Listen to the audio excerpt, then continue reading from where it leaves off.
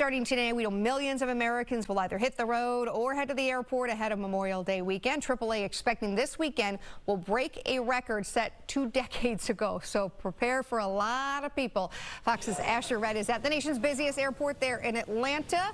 How are things looking so far? Good morning.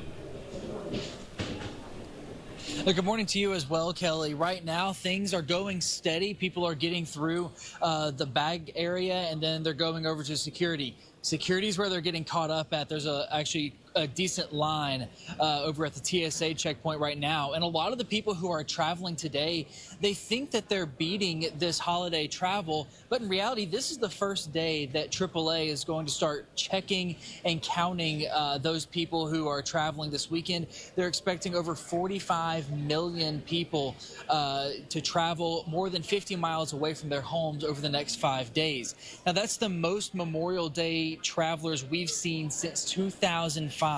The Atlanta airport is the busiest airport in the world, and it's expecting over 2.5 million passengers this weekend. It's a little intimidating, to say the least, especially when you didn't plan for the season. It's a lot of confused faces and stuff like that.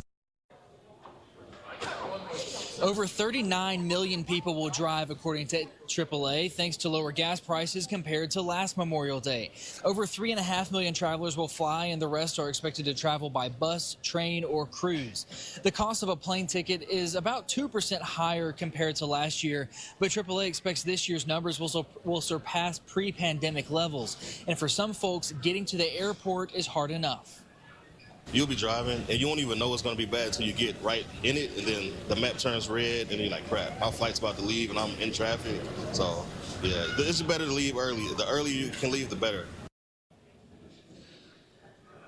And right now at the Minneapolis airport, you guys are looking at about 11 delays, no cancellations as of right now. So that's a good sign. But as we start to get into those afternoon hours, maybe into the evening, up until about 10 p.m., we'll start to see those delays and cancellations go up. Kelly? Yeah, now you mentioned obviously folks there today maybe hoping trying to beat the crowd.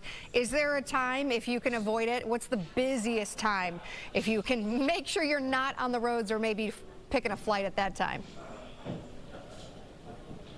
Yeah, well, we always talk about driving in a big city in times like this, but we never talk about driving around the airport. It's a headache. I got here at 7 a.m. this morning, and I was waiting in traffic for like 20 minutes just to go maybe half a mile. It was ridiculous. But that's why TSA is saying you need to plan ahead, try to get to the airport 3 hours ahead of your flight.